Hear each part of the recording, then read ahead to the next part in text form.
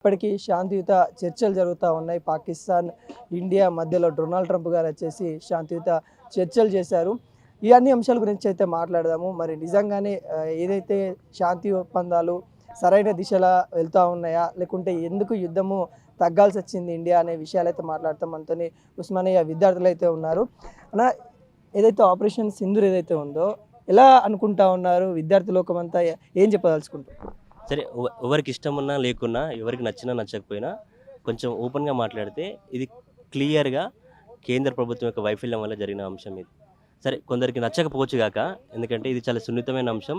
ఈ సున్నితమైన అంశం మీద సరైన ఈ విధంగా స్పందించడం కొందరికి నచ్చకపోవచ్చు గాక, సరే అయినా సమస్య మన దేశంలో జరిగింది కాబట్టి, దేశ భద్రత సంబంధించిన అంశం కాబట్టి కొంచెం ఓపెన్గా మీకు నచ్చిన నచ్చకపోయినా కొంచెం ఎందుకంటే ఇలా మాట్లాడుకోకపోతే ఇలాంటి దాడి ఇంకో 10 దాడులు జరగవచ్చు. అందుకే మనం ఇలాంటి చర్చకి లేవనెత్తిన తెలుగు 360 ఛానల్కి నేను ముందుగా అభినందిస్తున్నాను. ఇలాంటి అంశాలు చాలా అవసరం దేశానికి, ప్రజలకి, దేశ పౌరులకి డిస్కస్ చేసుకోవడానికి అవసరం. నేను మొదటిగా తెలుగు 360 వాళ్ళకి అభినందిస్తున్నాను. సో యూట్యూబ్ ఛానల్ చాలా జనరలైజ్గా వాళ్ళకి నచ్చింది రాయకుండా ఇలాంటి విద్యార్థుల ఒపీనియన్స్, పౌరుల ఒపీనియన్ తెలుసుకోవడం చాలా మంచిది. దీనికి నేను తెలుగు 360ని మరోసారి అభినందిస్తున్నాను. మొదటగా ఆపరేషన్ సింధూర్ ఎందుకు స్టార్ట్ చేయాల్సి వచ్చింది అనే అంశాన్ని మనమే క్వశ్చన్ రైజ్ చేసుకోవాలి. ఎందుకు రైజ్ చేసుకోవాల్సి వచ్చింది, ఎందుకు వచ్చింది ఆపరేషన్ సింధూర్ ఎందుకు చేపట్టాల్సి వచ్చిందంటే, ఉగ్రవాదులు ఒక 4 ఉగ్రవాదులు, ఒకరిని కాదు ఇద్దరిని కాదు 26 మందిని చంపారు. 26 మందిని చంపుతుంటే అక్కడున్న పోలీస్ వ్యవస్థ కానీ, అక్కడున్న భద్రతా సిబ్బంది కానీ ఏం చేస్తున్నారు? ఒకరిని చంపగానే చెల్లాచెదురులై ఇప్పుడేమో 1940 యుగం కాదు ఇది అందరికి మొబైల్స్ ఉన్నాయి. ఎవరికైనా పోలీస్ కాల్ చేయొచ్చు, లేదంటే సంథింగ్ ఇన్ఫర్మేషన్ పాస్ చేయొచ్చు. అంత ఆల్మోస్ట్ ఇది ఒక 1 అవర్ 2 అవర్స్ జరిగిన సంఘటన. 1 అవర్లో కూడా ఎందుకు రీచ్ కాలేకపోయారు? భద్రతా సిబ్బంది ఎందుకు రీచ్ కాలేకపోయారు?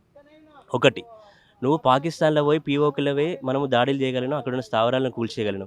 కానీ అదే కాశ్మీర్లో ఉన్న ఎవరైతే ఉగ్రవాదులకి షెల్టర్ ఇచ్చిన అంటున్నారో వాళ్ళైతే పాకిస్తాన్ పారిపోలేరు కదా. 5 నిమిషాల, గంట 2 గంటల్లో అయితే పాకిస్తాన్ రీచ్ చేసే సమస్య లేదు. కాబట్టి నీవు మన దేశంలో భాగమైన కాశ్మీర్లో ఉన్న ఉగ్రవాదులను పట్టుకోలేకపోయి నువ్వు నీ యొక్క తప్పును కప్పిపుచ్చుకోవడానికి మాత్రమే ఈ యొక్క ఆపరేషన్ సింధూర్ అనేది చేసినావు. ఆపరేషన్ సింధూర్కి దాడికి తెగబడ్డ ఉగ్రవాదులను తక్షణమే భారత ప్రభుత్వం కస్టడీలు తీసుకోవాలి. దీని వెనుక నిజంగా ఎవరున్నారు, ఇంక ఇలాంటి దాడులకు ఎన్ని తెగబడ్డారు, ఇంకా ఉగ్రవాద దాడులు ఇంకేమన్నా వాళ్ళు ప్లాన్ చేసిరా తెలుసుకోవాలి. లేదంటే వాళ్ళని అలాగే వదిలేస్తే ఈ ఉగ్రముఖలు మరోసారి చెలరేగే ఆస్కారం ఉన్నది. అమాయకులైన 26 మంది ప్రాణాలతో పాటు 2600 కావచ్చు, రేపు ఇంకో రకంగా కావచ్చు.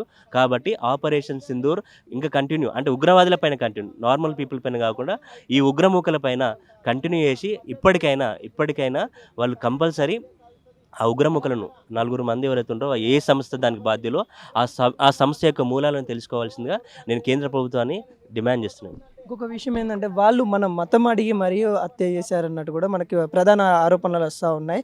అదేవిధంగా నరేంద్ర మోడీ గారు కూడా ఆపరేషన్ సింధూర్తోని 2 మహిళలను తీసుకొని చేసిన విజయాన్ని ఎలా వస్తున్నారు? Okay, very good question. మీరు చాలా మంచి ప్రశ్నలు ఏమనెత్తురు. నేను ఏమంటున్నానంటే, మతం అడిగి చంపిరు అంటున్నాను. ఒక ఉగ్రవాదం అంటే ఒక మతానికి సంబంధించింది కాదు. అది సొంత ముస్లిం అయినా. మీకు ఒక విషయం చెప్తున్నా, ఇక్కడున్న ముస్లింలను కూడా అక్కడున్న ముస్లిమ్స్ ఇక్కడ సైతాన్స్ అనుకుంటారు. భారతదేశంలో ఉన్న ముస్లింలని పాకిస్తాన్ ముస్లింలు సైతాన్ అనుకుంటారు. సైతాన్ లాగా ట్రీట్ చేస్తారు. వాళ్ళకేమి రాకపోకలు, పెళ్లి సంబంధాలు ఇచ్చుకున్నాడు, వాళ్ళకేమి అవన్నీ అలాంటి బంధుత్వాలు లేవు. మనం వాడికి చిన్న రాంగ్ పర్సెప్షన్లో ఉన్నాం. అది వాస్తవానికి రాంగ్. అది నాకు తెలిసి ఏ బాధితుడు కూడా చెప్పలేదే. అది నాకు తెలిసి సోషల్ మీడియాలో ట్రోల్ అయింది తప్ప ఏ బాధితులు కూడా నన్ను మతం అడి చంపారని చెప్పి అనలేదు. మరి అదే కాశ్మీర్ ముస్లిమ్స్ ఎవరైతే దాడికి గురయ్యారో ఆ కుటుంబాలని హాస్పిటల్లో చేర్చురు. వాటి గురించి ఎందుకు మాట్లాడట్లేదు మనం? మతం ఏదైనా మూర్ఖత్వమే. అది హిందూ మతం కానీ, మతము మైండ్కి ఎక్కిందనుకో, మతం ఎక్కిందంటే చాలా ప్రమాదం. మతం ఎక్కితే ఏ మతమైనా ప్రమాదమే. అది క్రైస్తవ మతమైన ప్రమాదమే, బుద్ధిస్టమైన ప్రమాదమే, తర్వాత హిందుత్వమైన ప్రమాదమే. ఏదైనా మతం అనేది ప్రమాదం. అది మతం ఎక్కితే ప్రమాదం. ప్రపంచ దేశాలు హర్షిస్తూ ఉన్నాయి ఇండియా తీరును చూసేసి. మీరెందుకు కొంత ఇబ్బంది పెడుతున్న వ్యాఖ్యలు చేస్తూ ఉన్నారంటే ఏం చెప్తారు? నేనేం ఇబ్బంది పెట్టే అంశం లేదు. ఇది నా ఇంట్లో సమస్య, నా దేశ సమస్య.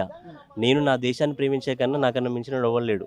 నా దేశము బాగుండాలి, సుభిక్షంగా ఉండాలని అంటే మనలో కొన్ని సున్నితమైన ప్రశ్నలు సంధించినా కానీ నేను ఏడో కూడా ఇది జరిగింది తప్పు అని నేను మాట్లాడట్లేదు. ఎందుకంటే మనలో ఇలాంటి దాడులు జరగకుండా కొంత చర్చ జరగాలి.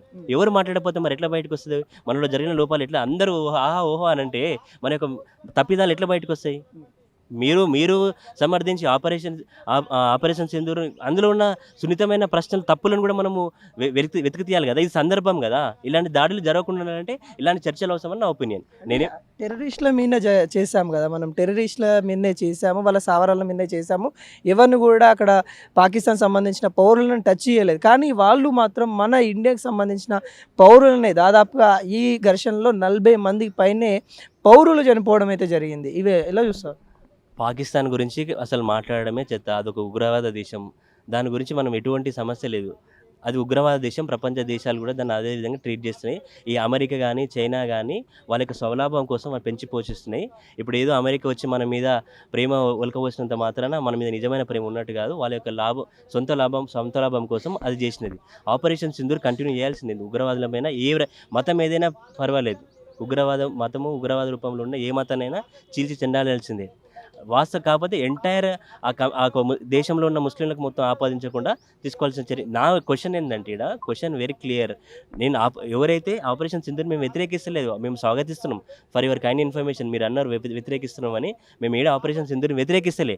బట్ ఆ ఆపరేషన్ సింధూర్ కారణమైన ఉగ్రవాదులను పట్టుకోలే కదా, దాన్ని పట్టుకోండి మేము అభ్యర్థిస్తున్నాం. We're demanding the government. That's it. మేమేమి ఆపరేషన్ సింధూర్ని వ్యతిరేకించలేదు. మేము వ్యతిరేకించడమా? ఉగ్రవాదం చంపుతుంటే మేమెందుకు వద్దంటాం? ఆ ఉగ్రవాదం రేపు మానవాళికే ప్రమాదం. ఉగ్రవాదం ఏ రూపంలో ఉన్నా అది రేపు ప్రతి ఒక్క మనిషికి ప్రమాదమే. మేము ఎందుకు వ్యతిరేకిస్తాం? For your kind information, we're accepting this thing. But నేనేమంటానంటే దీనికి కారణమైనది, జెన్యున్గా దీనికి కారణమైన ఆ 4 ఫెలోస్ ఎవరైతే ఉన్నారో వాళ్ళని పట్టుకొని హ్యాంగ్ చేయాలి. ఉగ్రవాదం చేస్తే అమాయకుల ప్రాణాలను బలి తీసుకుంటే వాళ్ళకి జరగబోయే శిక్ష ఈ విధంగా ఉంటుందని భారత ప్రభుత్వం ప్రపంచానికి చెప్పాలని మా demand. We're not opposing Sindoor. I'm again telling you, we're not opposing at all. మేము అసలు అది ఆపోజిషన్ అనేదే లేదు. We're clearly supporting. But thing ఏంటంటే ఎవరైతే అసలుకి ఘటనకు కారణమయ్యారో అమాయకులైన నిజంగా సింధూర్ ఎప్పుడు వస్తుంది అంటే ఆ నలుగురు ఉగ్రవాదులను పట్టుకున్నప్పుడు మాత్రమే సింధూర్ అనేది వస్తుంది. అంటే ఇక్కడ ప్రధానంగా 2 దేశాలు కూడా విజయం సాధించాయని అటు పాకిస్తాన్ చెప్తుంది, ఇటు ఇండియా చెప్తా ఉంది. అసలు విజయం ఏమంటారు? విజయం ఎవరు సాధించలేండి.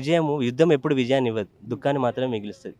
2 దేశాలకు దుఃఖాన్ని ఇస్తుంది. ఎందుకంటే నా కంటికి 26 మంది ప్రాణాలు మాత్రమే నాకు కనిపిస్తుంది. నేను 26 మంది ప్రాణాలు కోల్పోయిన ఒక భారతదేశ పౌరుడిగా, నా ఇంట్లో ఒక 26 మంది కోల్పోయిన పౌరుడిగా నేను ఏ విధంగా విజయాన్ని సెలబ్రేట్ చేసుకోగలను? అది యుద్ధం విజయం అనుకునే వాళ్ళంత మూర్ఖుడు ఎవడు ఉండడు. యుద్ధం ఎవరికైనా దుఃఖాన్ని మిలుస్తుంది. మనకైనా, మన దేశం పౌరులకైనా, వేరే దేశం పౌరులకైనా.